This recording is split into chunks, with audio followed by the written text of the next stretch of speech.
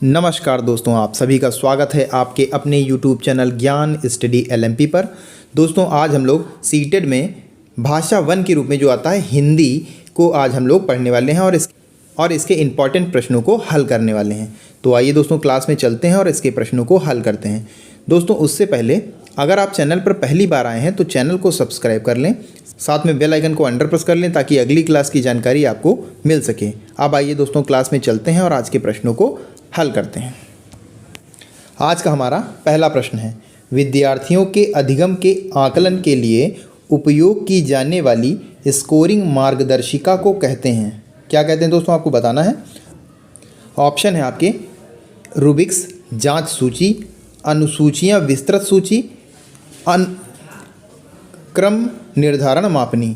तो इस प्रश्न का सही उत्तर हो जाएगा दोस्तों option A Rubik's. A option हमारा सही हो जाएगा।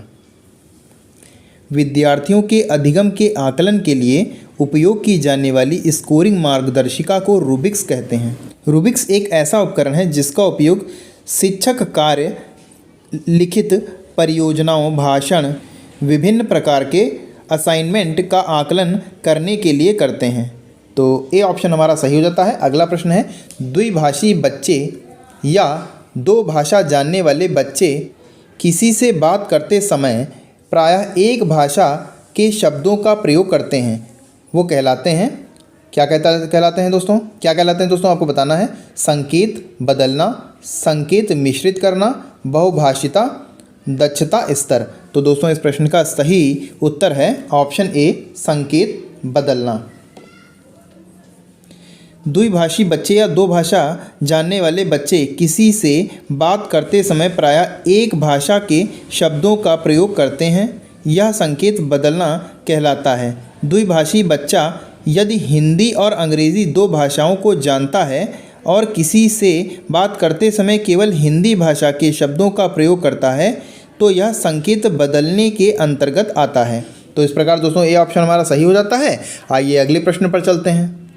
अब दोस्तों आगे 3 से 10 प्रश्न दिए गए गद्यांश पर आधारित हैं। आपको इसको पढ़ना है और उपयुक्त जो सबसे सही उत्तर हो वो आपको चुनना है। ये गद्यांश दोस्तों पढ़ लें या इसका स्क्रीनशॉट लेकर पढ़ लें या वीडियो को रोक कर पढ़ लें। आइए दोस्तों अब हम प्रश्न देखते हैं। दोस्तों प्रश्न है, मन में विश्वास रखने से किसकी प्राप्ति होती है? जीत, हार, पराजय, शंका। मन में विश्वास रखने से जीत की प्राप्ति होती है। तो ए ऑप्शन हमारा सही हो जाता है। अगला प्रश्न है दोस्तों, निम्नलिखित में से कौन सा समूह से भिन्न है? दिन रात, अंधेरा उजाला, गोरा काला, तरह तरह। तो दोस्तों इसमें ऑप्शन डी सही हो जाएगा, तरह तरह। बाकी दोस्तों जो भी हैं वो अपोजिट हैं, जैसे दिन का रात, अंधेरे का उजाला, गोरा का काला। तरह तरह एक जैसे शब्द हैं, इसलिए ये इसका सही जवाब हो जाएगा। आइए दोस्तों अगले प्रश्न पर चलते हैं। अगला प्रश्न है, वास्तविक ज्ञान किसे कहते हैं? ऑप्शन है आपके दूसरों के बारे में जानकारी प्राप्त करना, अपने आप के बारे में समझ बनाना, पुस्तकों से जानकारी प्राप्त करना, धार्मिक ग्रंथों को पढ़ना। तो दोस्तों इस प्रश्न का सही उत्तर हो जाएगा अपने आप के बारे में समझ बनाना। तो बी ऑप्शन दोस्तों हमारा सही हो जाएगा। जब दोस्तों आप पैसेज यानी गद्यांश को पढ़ेंगे तो आप इसके उत्तर आपको पता चल जाएगा। आइए दोस्तों अगले प्रश्न पर चलते हैं। अगला हमारा प्रश्न है, संघर्ष अकेले करना होता है का अर्थ है? आपके ऑप्शन है दोस्तों, संघर्ष में कोई अकेला नहीं छोड़ता है, संघर्ष में स्वयं ही जूझना होता है, संघर्ष से व्यक्तित्व निखरता है, सभी के जीवन में संघर्ष होता है। बी ऑप्शन में दोस्तों ये थोड़ा गलत टाइप हो गया है, इसको इरेज कर दीजिएगा। तो दोस्तों इस प्रश्न का सही उत्तर हो जाएगा, संघर्ष में स्वयं से जूझना पड़ता है। तो बी ऑप्शन दोस्तों हमारा सही हो जाएगा। आइए दोस्तों अगले प्रश्न पर चलते हैं। अगला हमारा प्रश्न है, कौन सा जोड़ा गद्यांश से में नहीं है? रात दिन, सुख दुख, अच्छा बुरा, उत्थान पतन। तो दोस्तों इसमें बी ऑप्शन सही हो जाएगा। सुख दुख दोस्तों दिए गए गद्यांश में नहीं है। ये आप दोस्तों गद्यांश में देख सकते हैं। अच्छा बुरा दोस्तों दिया हुआ है, उत्थान पतन दिया हुआ है और गोरा काला दिया हुआ है। यहाँ इसमें सुख दुख नहीं दिया हुआ है। तो बी ऑप्शन सही हो जाता है। बी ऑप्शन सही हो जाता है। अगला प्रश्न है, पतन शब्द का विलोम होगा। दोस्तों अभी उत्थान पतन ये देखिए इसमें ही दिया हुआ है, तो सी ऑप्शन हमारा सही हो जाएगा। आइए दोस्तों अगले प्रश्न को देखते हैं। अगला प्रश्न है, गद्यांश के अनुसार सच्ची शक्ति है दूसरों पर विजय प्राप्त करना, दूसरों को नियंत्रण में रखना, स्वयं को नियंत्रण रखना, सफलता प्राप्त करना। तो दोस्तों इस प्रश्न का सही उत्तर हो जाएगा स्वयं को नियंत्रण रखना। सी ऑप्शन दोस्तों इसमें सही हो जाएगा। आइए दोस्तों अगले प्रश्न पर चलते हैं। अगला प्रश्न है और गद्यांश पर आधारित हमारा आखिरी प्रश्न है, ज़मीन पर रहकर आसमान को जीतना का भाव है। ऑप्शन है दोस्तों, अंतरिक्ष की सैर करना, विनम्रता के साथ सफलता की ऊंचाइयों को छूना, गगनचुंबी इमारतों का निर्माण करना, तकनीकी विकास की ऊंचाइयों पर जाना। तो दोस्तों इस प्रश्न का सही उत्तर हो जाएगा ऑप्शन बी दोस्तों सही हो जाएगा, विनम्रता के साथ सफलता की ऊंचाइयों को छूना। बी ऑप्शन हमारा सही हो जाता है। आइए दोस्तों अगले प्रश्न पर चलते हैं।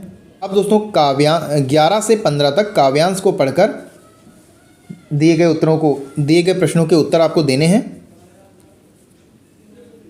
इसको पढ़ लीजिए दोस्तों आप, और स्क्रीनशॉट लेकर पढ़ सकते हैं, वीडियो को रोक कर पढ़ सकते हैं। अब दोस्तों इसके प्रश्न आइए हम लोग हल करते हैं। पहला प्रश्न है, कवि के अनुसार विदेशियों की किस बात की नकल नहीं की गई है? गुण, भाषा, वेशभूषा, वक्त। तो इसका सही जवाब दोस्तों हो जाएगा ऑप्शन ए सही हो जाएगा, गुण। अगला प्रश्न है, कविता के किस शब्द के माध्यम से विदेशियों का अनुकरण करने पर व्यंग किया गया है? पूर्व, परावार, उन्हीं, नक्काल, किंतु। तो दोस्तों इस प्रश्न का सही उत्तर हो जाएगा तो सी ऑप्शन दोस्तों इसमें सही हो जाएगा, नक्काल दोस्तों सही ऑप्शन हो जाएगा। आइए दोस्तों अगले प्रश्न पर चलते हैं। अगला दोस्तों प्रश्न है, उन्हीं में सन गए पंक्ति का भाव है। ऑप्शन है आपके, उन्हीं में डूब जाना, उनके जैसे हो जाना, उन्हीं की सुनना, उनके रंग पहनना। तो दोस्तों इस प्रश्न का सही उत्तर हो जाएगा बी ऑप्शन दोस्तों इसमें सही हो जाएगा, उनके जैसे हो जाना। तो बी ऑप्शन हमारा सही हो जाएगा। अगला प्रश्न है, जिसका स्वाभिमान समाप्त हो गया हो उनका जीना। ऑप्शन है आपके, अनुकरणीय है, प्रासंगिक है, शोभनीय है, अशोभनीय है। तो दोस्तों इस प्रश्न का सही उत्तर हो जाएगा अशोभनीय है। तो डी ऑप्शन दोस्तों इसमें सही हो जाएगा। आइए दोस्तों अगले प्रश्न पर चलते हैं। अगला प्रश्न है, संसार शब्द में इक प्रत्यय लगाने पर शब्द बनेगा। 4 दोस्तों ऑप्शन दिए हुए हैं, आपको बताना है। दोस्तों संसार में जब हम इक लगाएंगे तो ये सांसारिक हो जाएगा। तो सांसारिक दोस्तों डी ऑप्शन में सही तरीके से लिखा हुआ है। अगला प्रश्न है, विशेषण शब्द का उदाहरण है संसार, विदेशी, वेशभूषा, मरना। तो दोस्तों विशेषण इसमें सही हो जाएगा, विदेशी दोस्तों सही हो जाएगा। आइए दोस्तों अगले प्रश्न पर चलते हैं। दोस्तों अगला प्रश्न है, बच्चे एक या एक से अधिक भाषाओं के ज्ञान के साथ विद्यालय में आते हैं। एक से अधिक भाषाओं का ज्ञान बच्चों को सहायता करता है। दोस्तों ए ऑप्शन में अन्य भाषाओं एवं नए विषयों को आसानी से सीखने में। बी ऑप्शन में है राज्य के रीति रिवाजों एवं अन्य संस्कृतियों को समझने में। सी ऑप्शन में है अन्य विद्यार्थियों के साथ ना जुड़ने तथा संवेदनशील होने में। और डी ऑप्शन में है अधिक अंक प्राप्त करने के लिए उन भाषाओं की लिपि सीखने में। तो दोस्तों इस प्रश्न का सही उत्तर हो जाएगा ऑप्शन ए दोस्तों सही हो जाएगा, अन्य भाषाओं एवं नए विषयों को आसानी से सीखने में। बच्चे एक या एक से अधिक भाषाओं के ज्ञान के साथ विद्यालय में आते हैं। एक से अधिक भाषाओं का ज्ञान बच्चों को अन्य भाषाओं एवं अन्य विषयों को आसानी से सीखने में सहायता करता है। एक से अधिक भाषाओं का ज्ञान बहुभाषीय कहलाता है। बहुभाषी बच्चे नए विषयों को अन्य बच्चों की अपेक्षा शीघ्र व आसानी से सीख लेते हैं। तो इस प्रकार दोस्तों ए ऑप्शन सही हो जाता है। आइए दोस्तों अगले प्रश्न पर चलते हैं। अगला प्रश्न है, सभी बच्चे उन गतिविधियों द्वारा अभिप्रेरित होते हैं। ए ऑप्शन में है जिनकी योजना वयस्क द्वारा बनाई जाती है। बी ऑप्शन में है जिनकी योजना बच्चों द्वारा बनाई जाती है। सी ऑप्शन में है जो बच्चों के लिए अर्थपूर्ण होती है। और डी ऑप्शन में है जो अध्यापकों के लिए अर्थपूर्ण होती है। तो दोस्तों इस प्रश्न का सही उत्तर हो जाएगा, इसका दोस्तों सही जवाब हो जाएगा जो बच्चों के लिए अर्थपूर्ण होती है। तो सी ऑप्शन हमारा सही हो जाएगा। सभी बच्चे उन गतिविधियों द्वारा अभिप्रेरित होते हैं जो बच्चों के लिए अर्थपूर्ण होती है। जिन गतिविधियों से बच्चे सरलता से सीखने और समझ लेते हैं वे गतिविधियां उन्हें अभिप्रेरणा देती हैं। इस अभिप्रेरणा के द्वारा बच्चे और अधिक सीखने पर बल देते हैं। तो सी ऑप्शन सही हो जाता है। आइए दोस्तों अगले प्रश्न पर चलते हैं। अगला हमारा प्रश्न है, भाषा अधिगम के लिए सामग्री तैयार करने के सिद्धांतों में से एक है। ए ऑप्शन में है प्रत्येक आयु वर्ग के लिए जटिल सामग्री चुनी जानी चाहिए। बी ऑप्शन में है सामग्री औचित्यपूर्ण तरीके से स्तर अनुसार होनी चाहिए। सी ऑप्शन में है किसी भी प्रकार की सामग्री चुनी जा सकती है। और डी ऑप्शन में है सामग्री छोटी तथा सीमित होनी चाहिए। तो दोस्तों इस प्रश्न का सही उत्तर हो जाएगा सामग्री औचित्यपूर्ण तरीके से स्तरानुसार होनी चाहिए। तो बी ऑप्शन हमारा सही हो जाएगा।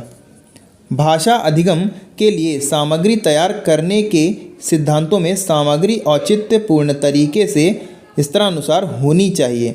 यदि भाषा सीखते समय जो सामग्री बच्चों को दी जा रही है और वह उनके स्तर के अनुसार नहीं है तो उन्हें भाषा सीखने में कठिनाई होगी। इसलिए सामग्री का बच्चों के स्तर के अनुसार होना अत्यंत आवश्यक है। तो इस प्रकार बी ऑप्शन हमारा सही हो जाता है। आइए दोस्तों अगले प्रश्न पर चलते हैं। 20 नंबर का दोस्तों प्रश्न है और आज का हमारा अंतिम प्रश्न है। निम्नलिखित में से कौन सा कथन प्राथमिक स्तर पर आकलन करने के संदर्भ में सही है। दोस्तों ऑप्शन है आपके, ए ऑप्शन में है आकलन प्रत्येक सत्र के अंत में कराना चाहिए। और बी ऑप्शन में आकलन राज्य आधारित प्रक्रिया होनी चाहिए तथा राज्य द्वारा पूरे राज्य में एक साथ ही आयोजित करनी चाहिए। सी ऑप्शन में है आकलन विद्यालय आधारित तथा शिक्षण अधिगम प्रक्रिया के साथ समावेशी होना चाहिए। डी ऑप्शन में आकलन वर्ष में एक बार आयोजित करना चाहिए। तो दोस्तों इस प्रश्न का सही उत्तर हो जाएगा ऑप्शन सी दोस्तों इसमें सही हो जाएगा। आकलन विद्यालय आधारित तथा शिक्षण अधिगम प्रक्रिया के साथ समावेशी होना चाहिए। प्राथमिक स्तर पर आकलन करने के संदर्भ में सही कथन है आकलन विद्यालय आधारित तथा शिक्षण अधिगम प्रक्रिया के साथ समावेशी होना चाहिए। विद्यालय आधारित आकलन सीखने के लिए आकलन की व्यापक प्रक्रिया में निहित है। विद्यालय आधारित आकलन शिक्षकों को बच्चे की सीखने की प्रगति का निरीक्षण करने, समय पर प्रक्रिया देने और बच्चों को सीखने की कठिनाइयों को दूर करने में मदद करने के लिए सहायता प्रदान करता है। तो दोस्तों इस प्रकार सी ऑप्शन हमारा सही हो जाता है। दोस्तों आज के लिए बस इतना ही। कैसी लगी आज की क्लास कमेंट करके ज़रूर बताएं। और दोस्तों अगर आज की क्लास आपको पसंद आई हो तो लाइक करें। और दोस्तों अगर अभी तक आपने चैनल को सब्सक्राइब नहीं किया है तो चैनल को सब्सक्राइब कर लें, साथ में बेल आइकन को अंडर प्रेस कर लें ताकि अगली क्लास की जानकारी आपको मिल सके। तो अब दोस्तों मिलते हैं अगली क्लास में, तब तक के लिए नमस्कार, जय हिंद, जय भारत।